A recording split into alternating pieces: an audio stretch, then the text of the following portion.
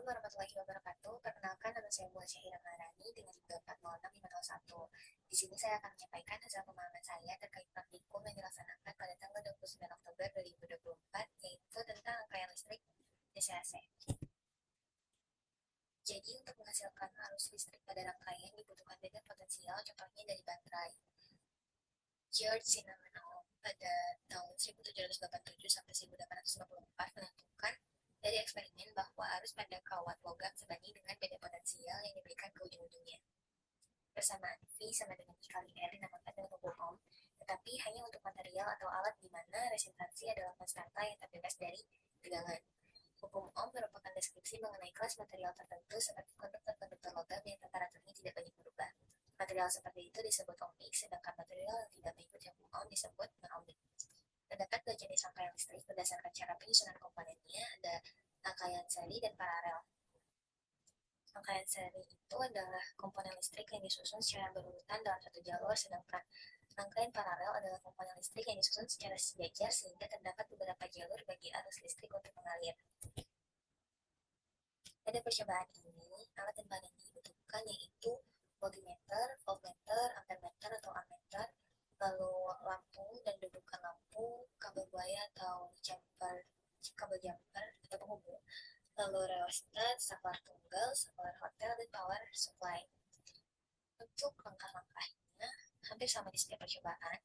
Langkah umumnya itu buat sketsa setiap percobaan, kemudian pakai komponen sesuai dengan sketsa yang kalian buat, dan pastikan untuk selalu berhati-hati ketika menyalakan atau mematikan power supply. Ukur tegangan, arus, dan hambatan setiap lampu yang dirangkai dengan lintasan tertentu menggunakan multimeter. Lalu catat data-data yang dihasilkan dan lakukan analisis data ke pengamatan. Untuk rangkaian listrik tertutup dan terbuka, ini adalah contoh rangkaian listrik terbuka di mana sakarnya itu dalam keadaan terputus atau mati, sehingga tidak ada arus yang mengalir ke lampu dan lampu pun tidak menyala. Sedangkan pada rangkaian listrik tertutup, saklar ini dalam keadaan terhubung sehingga saklar menyala dan arus yang diberikan oleh sumber daya pun mengalir pada lampu yang menyebabkan lampu itu menyala. Jadi rangkaian listrik terbuka ini adalah rangkaian listrik yang dimana jalur aliran arus listriknya terputus sehingga arus listrik tidak dapat mengalir melalui rangkaian. Sedangkan rangkaian listrik tertutup adalah rangkaian listrik yang dimana jalur aliran arus listriknya lengkap dan tidak terputus, sehingga arus listrik dapat mengalir dari sumber tegangan ke komponen dalam rangkaian dan kembali ke sumber. Ketika suatu rangkaian hanya terdiri oleh lintasan dan sebuah sumber daya, maka disebut hubungan singkat. Hubungan singkat ini terjadi ketika terdapat jalur penghantar listrik yang hanya memiliki hambatan sangat rendah atau bahkan nol di antara kutub positif dan negatif suatu sumber tegangan. Akibatnya, arus listrik akan mengalir dengan sangat besar melebihi kapasitas komponen-komponen dalam rangkaian dan seringkali menyebabkan kerusakan. Kemudian ada rangkaian voltmeter dan ammeter. Pada gambar ini ada sebuah voltmeter dan ampermeter. Untuk ammeter ini dipasang secara seri pada sumber daya dan juga lampu. Kemudian voltmeter ini dipasang secara paralel terhadap lampunya. Ammeter ini dipasang seri agar kita dapat mengukur kuat arus listrik yang mengalir pada suatu rangkaian dengan akurat. Hal ini dikarenakan seluruh arus listrik akan melewati ammeter dan hambatan dalam ammeter yang sangat kecil tidak akan mempengaruhi hasil pengukuran. Contoh perhitungannya yaitu untuk menentukan hambatan ketika tegangannya 2,8 volt dan arusnya itu 0,1 ampere, maka didapatkan hambatannya itu 28 ohm. Dan untuk voltmeter dipasang paralel agar kita dapat mengukur tegangan pada suatu komponen tanpa mengganggu pengukuran arus yang mengalir melalui komponen tersebut. Hal ini juga sesuai dengan prinsip hukum Ohm, di mana tegangan pada komponen yang disusun paralel adalah sama. Tujuan utama dari pemasangan paralel adalah untuk memastikan bahwa voltmeter hanya mengukur beda potensial antara dua titik tanpa mempengaruhi distribusi arus dalam rangkaian. Contoh perhitungannya, untuk menentukan arus, ketika beda tegangannya 1,4 volt dan hambatannya 3,5 ohm, maka arus yang didapatkan itu 0,4 ampere. Selanjutnya ada percobaan hambatan geser atau rheostat. Hambatan geser ini terdiri dari elemen resistif yang panjang ini dan juga sebuah kontak geser yang disebut dengan whisper. Ini whisper dan ini elemen resistornya. Whisper ini bergerak di sepanjang elemen resistor. Nah, ketika si whisper ini digeser, panjang jalur arus yang melewati elemen resistif akan berubah, sehingga mengubah resistansi total yang diterapkan dalam rangkaian. Resistansi akan meningkat seiring dengan bertambahnya panjang jalur konduktor dalam resistivitas tertentu. Jadi, ketika whisper ini mencapai pada titik maksimum, resistansi ini juga akan meningkat. Contoh data yang diambil pada praktikum ini, ketika ada di salah satu ujung, tegangan arus dan hambatannya begini, lalu yang ketika di tengah-tengah, data yang dihasilkan seperti ini, dan ketika di ujung yang satunya lagi, data yang seperti ini.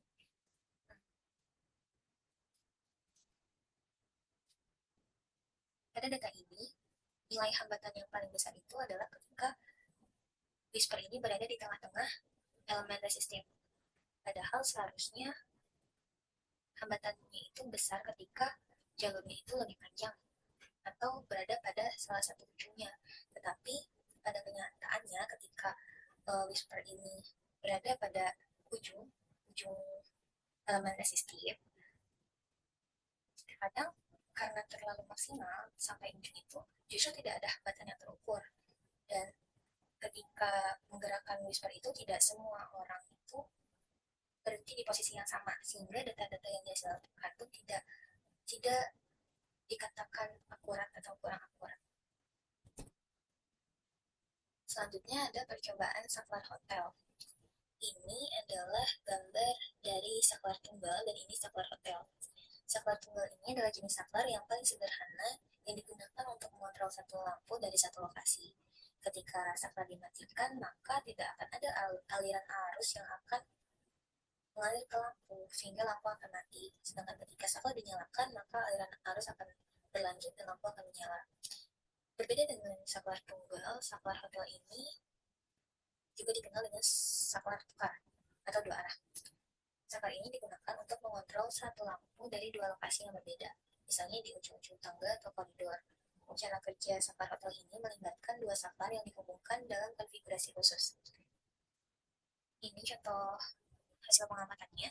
Ketika ini misal ini proses ini saklar satu, ini saklar dua. Ketika saklar satu menyala dan saklar dua menyala, maka lampu akan menyala. Saklar satu menyala, saklar dua mati, lampu akan mati. Saklar satu mati, saklar dua nyala, lampu akan mati, dan ketika kedua saklar mati, lampu akan menyala. Ini adalah foto rangkaian ketika saklar hotel dihubungkan dengan sumber tegangan DC dan AC. Terlihat bahwa di sini ada hijau, sedangkan di sini merah. Hijau ini menandakan bahwa arus yang diberikan itu arus AC atau bolak-balik, sedangkan yang merah ini arus DC atau searah. Nah, ketika sumber arusnya DC, nyala lampu lebih redup jika dibandingkan dengan nyala lampu pada sumber arus AC atau bolak-balik. Hal ini disebabkan karena perbedaan dalam mengalirkan arus. Ketika sumber daya AC ini digunakan, arus yang mengalir itu lebih stabil dibandingkan dengan sumber arus DC. Selanjutnya percobaan pengantar ohmik dan ohmik. Jadi pada percobaan ini, langkah pertama kita membuat rangkaian seri antara sumber daya, saklar, rheostat, lampu, dan ampermeter. Kemudian diparalelkan voltmeter antara rheostat dan lampu. Didapatkan data tegangan dan arus pada rangkaian tersebut. Ketika tegangannya 0,5, arusnya itu 0,8 ampere. Dan itu seterusnya, yang jika dibuat grafik akan menghasilkan grafik seperti ini dengan nilai keakuratan 0,923. Grafik yang melengkung ke atas menandakan bahwa resistansi meningkat seiring dengan bertambahnya arus. Ini bisa terjadi pada komponen seperti lampu pijar, di mana filamennya menjadi lebih panas saat arus bertambah yang menyebabkan resistansinya meningkat. Hubungan antara tegangan dan arus ini tidak linear, yang berarti resistansi tidak konstan dan bervariasi seiring perubahan arus. Maka benda tersebut bukan pengantar ohmik karena tidak memenuhi hukum Ohm di mana resistansi harus konstan. Selanjutnya, ini adalah data yang dihasilkan pada rangkaian seri dan paralel dengan arus DC. Ini sebelah kiri, ini seri dan sebelah kanan paralel. Pada rangkaian seri didapatkan tegangan dan arus total serta hambatan total itu ini jika berdasarkan hasil multimeter. Sedangkan jika berdasarkan hitungan, hasilnya seperti ini. Itu pun pada, oh iya, ini itu bukan menunjukkan nomor percobaan, tetapi menunjukkan jumlah lampu. Jumlah lampu yang digunakan pada rangkaian seri, dan ini jumlah lampu yang digunakan pada rangkaian paralel. Lihat bahwa hambatan total antara hasil multimeter dan hasil perhitungan itu berbeda, baik pada seri maupun paralel. Hal itu dikarenakan pada multimeter itu bisa dikatakan kurang akurat karena dia mengukur total hambatan di saat rangkaian-rangkaian tersebut bisa dikatakan memiliki hambatan eksternal, mulai dari suhu, dan sebagainya, masuk ketika hambatan yang diberikan pada kabel penghubungnya. Selanjutnya ini ada rangkaian campuran dengan arus DC. Pada rangkaian ini dibuat dua buah lampu dengan rangkaian paralel, sedangkan satu lampu dengan rangkaian seri. Ada lampu yang dipasangkan secara paralel, nyala lampunya itu lebih terang dibandingkan lampu yang dipasangkan secara seri. Pada rangkaian paralel, arus dapat mengalir melewati lebih dari satu jalur, sehingga setiap lampu menerima tegangan penuh dan arus yang bervariasi. Sedangkan pada rangkaian seri, arus yang mengalir sama di semua lampu, tetapi masing-masing lampu mengalami pembagian tegangan, sehingga ada perbedaan intensitas nyala lampunya.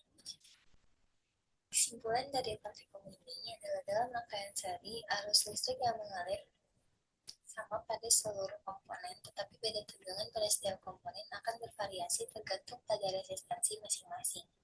Hal ini menyebabkan lampu yang dihubungkan secara seri biasanya lebih redup karena tegangan dibagi-bagi di antara komponen yang ada. Sebaliknya, dalam rangkaian paralel, beda tegangan pada setiap cabang adalah sama, sehingga lampu yang dihubungkan secara paralel akan menyala lebih terang. Namun, arus yang mengalir dapat berbeda-beda di tiap cabang.